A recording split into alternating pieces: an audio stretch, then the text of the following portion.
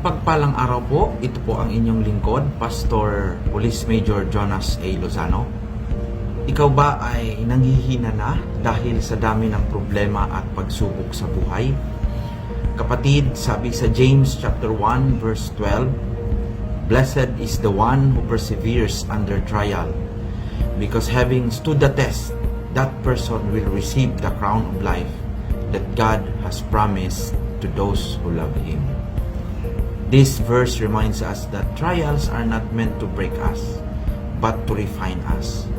Kailangan lang natin magpursigi at magpatuloy.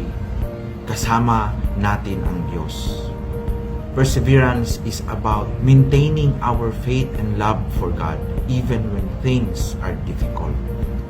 Ang pangako niyang crown of life, gawin nating motivation at magsilbi itong inner peace natin at lakas. Itong mga pagsubok sa buhay, gawin natin mga oportunidad sa paglago at pagpapakita ng ating tiwala sa Diyos. Let us pray. Heavenly Father, thank you for your promise. Help us to persevere through our trials with faith and love in our hearts. We ask for your guidance and peace as we navigate the difficulties in our lives. In Jesus' name we pray. Amen.